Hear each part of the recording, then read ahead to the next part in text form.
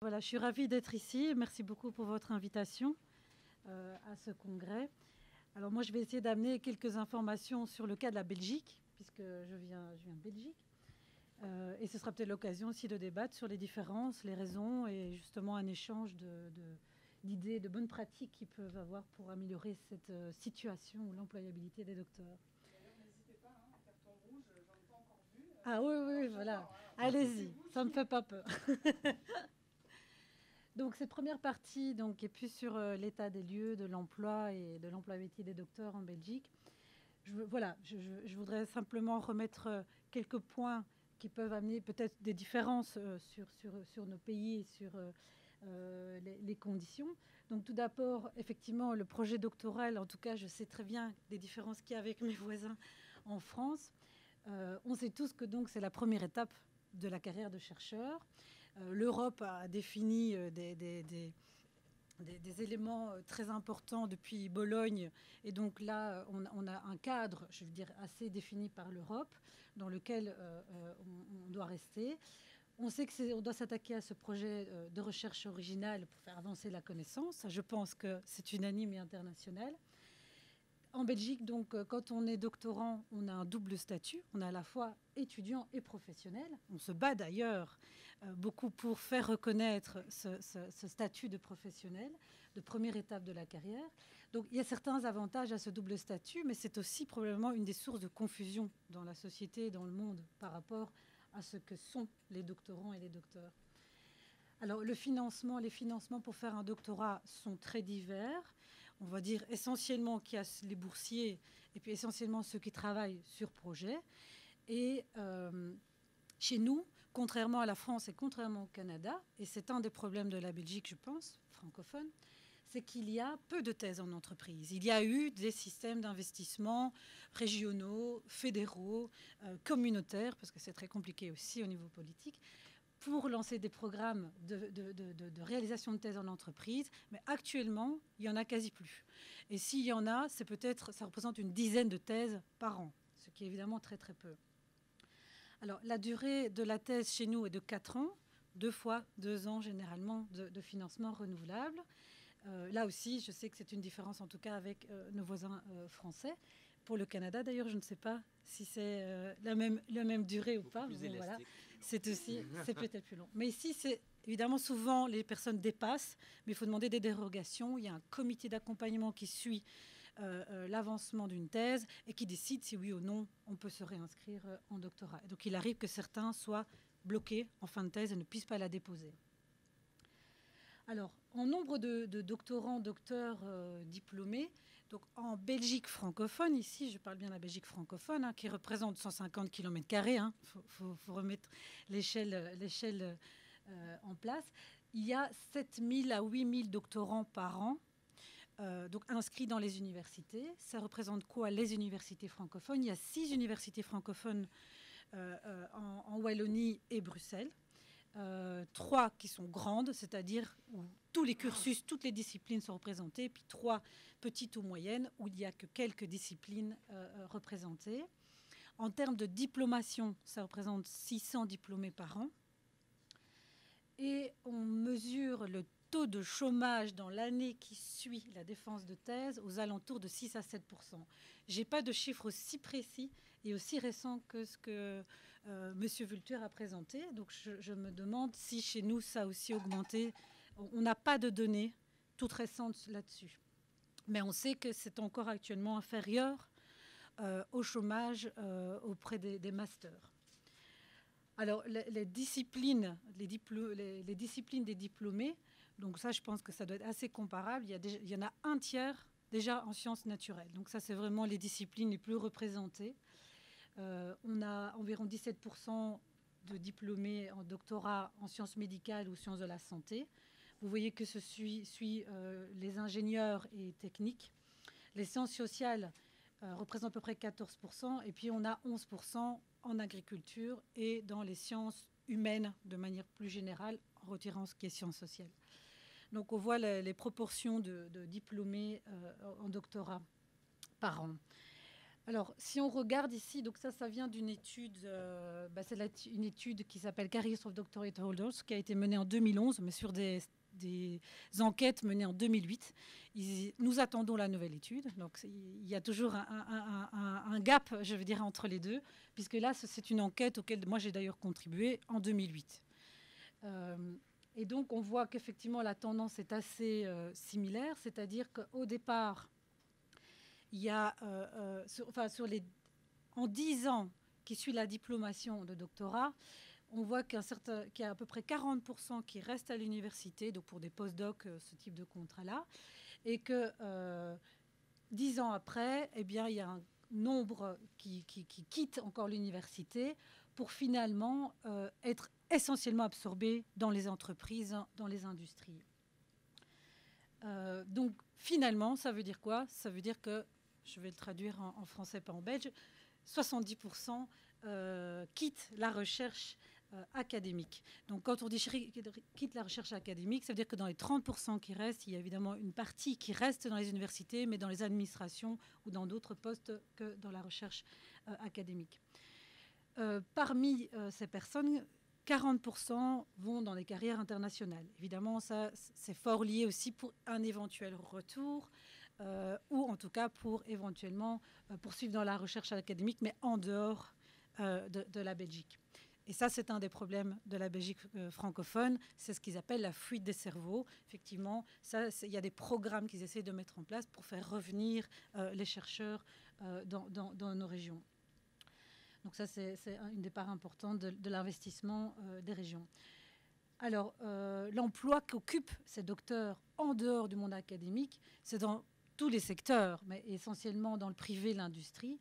On en voit beaucoup, évidemment, dans la consultance, dans les services publics, dans le monde associatif, ONG, etc. On peut en trouver partout, mais le monde privé et l'industrie est celui qui absorbe le plus les docteurs. Pour une large diversité de fonctions, dans beaucoup de départements des entreprises. Donc ici, j'ai mis quelques exemples, mais en gros, on peut en trouver partout. C'est assez difficile, d'ailleurs, à mesurer.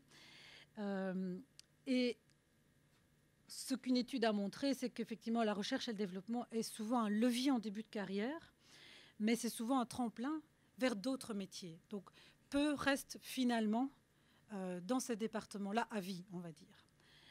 Alors, actuellement, parce que nous manquons de chiffres, nous manquons beaucoup d'informations sur le devenir de nos docteurs. Et donc là, on vient d'obtenir un financement pour mener une étude avec les 6 universités francophones dont je parlais et notre association Objectif Recherche pour justement identifier les parcours type des docteurs dans les carrières académiques. Donc j'espère pouvoir revenir d'ici 4-5 ans avec des chiffres plus actualisés sur ces fameux parcours. Alors, on s'interrogeait aussi un petit peu sur quelle était la perception à la fois des diplômés ou des doctorants sur la plus-value que va apporter ou qu'apporte ce diplôme et aussi sur la vision que les entreprises, les employeurs ont. Donc, nous avons mené une étude dans le cadre d'un financement européen. C'est une étude qui s'appelait ProDoc. Voilà, vous pouvez aller voir, il y a un site sur cette étude.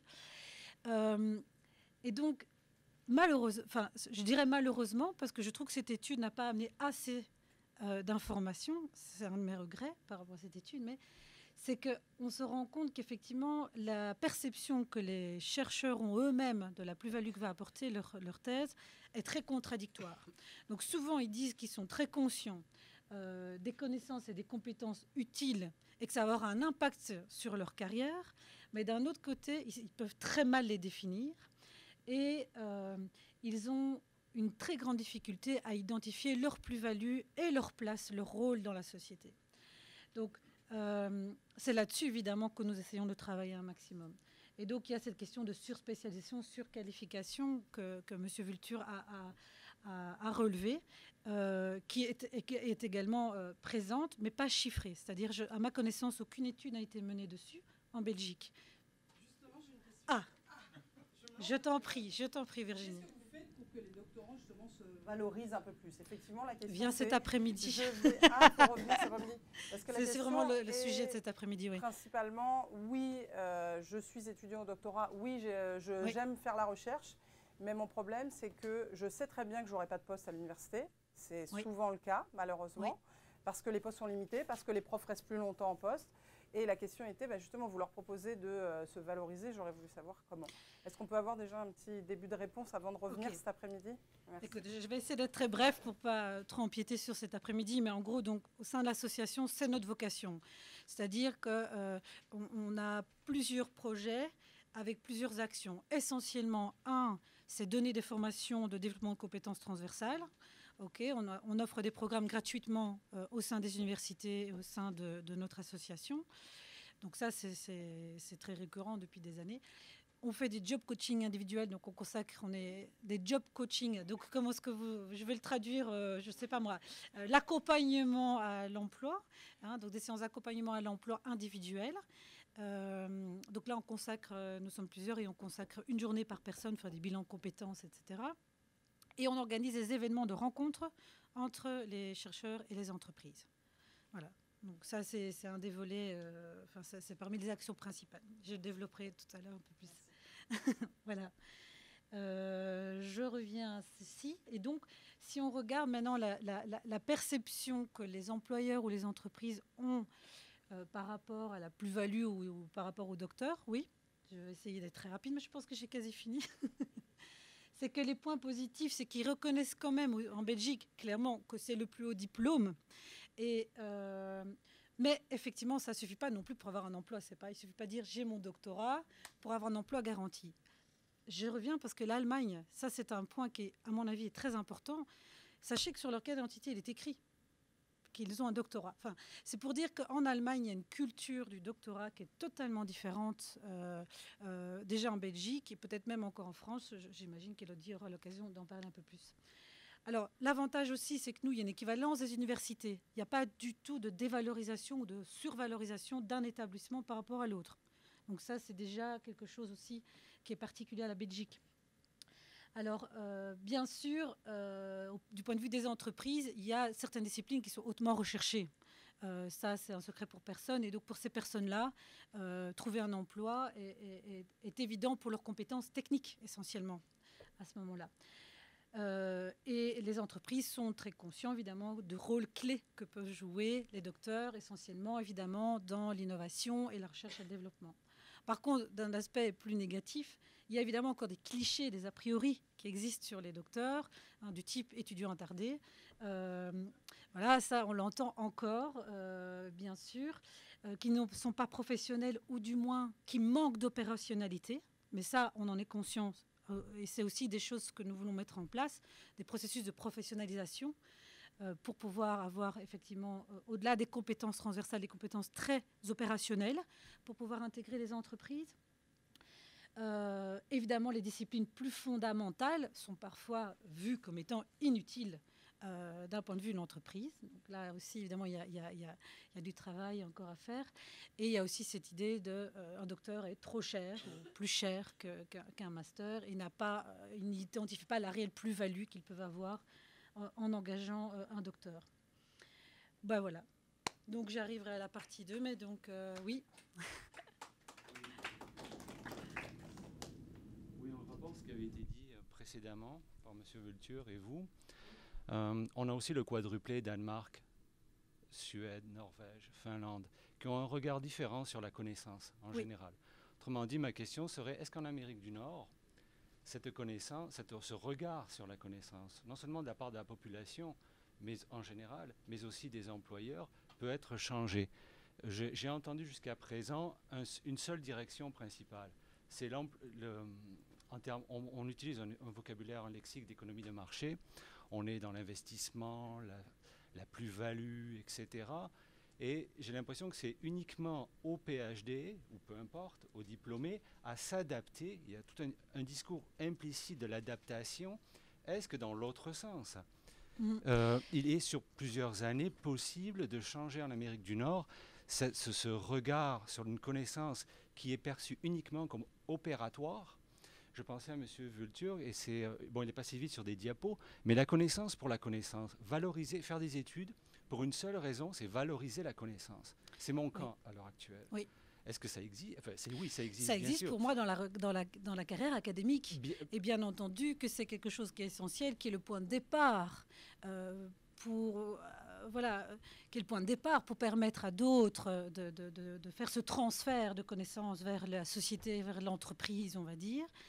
Maintenant, c'est une grande question. C'est une question qui interpelle tous les chercheurs. Et on est bien d'accord que ici, on travaille essentiellement à faire réfléchir les jeunes chercheurs qui se vouent à quitter l'université un jour. Je pense qu'effectivement, c'est à eux quand même de pouvoir s'adapter à leur futur métier. Il n'empêche que travailler avec les entreprises pour changer le regard est important aussi. Et ça fait partie aussi d'un autre projet dont je ne parle pas ici parce qu'on n'a pas encore obtenu les fonds, mais c'est dans nos perspectives, qui est effectivement de travailler plus auprès des entreprises, à la fois pour les sensibiliser à ce qu'est un docteur et la formation doctorale aujourd'hui, et ce que ça peut apporter aussi dans les termes de collaboration, par exemple. Donc pour inciter plus à des collaborations, pas forcément des thèses en entreprise, mais différents types de collaboration. Et voir effectivement l'intérêt qu'ils peuvent avoir aussi à être plus connectés avec le monde académique.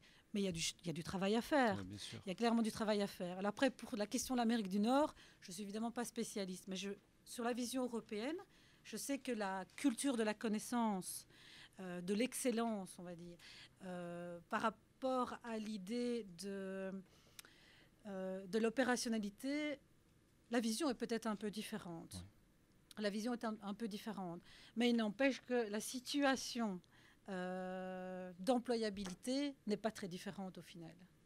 Voilà. Mais peut-être que M. Vulture peut répondre à votre question parce que... Juste une question de contrainte de temps, qu'on puisse poursuivre. Oui. Puis il y aura un temps pour les questions tout à l'heure, puis cet après-midi aussi, mais tout à l'heure vers 11h30, là, on aura un temps là, un peu plus long pour des échanges, des questions avec tous les panélistes.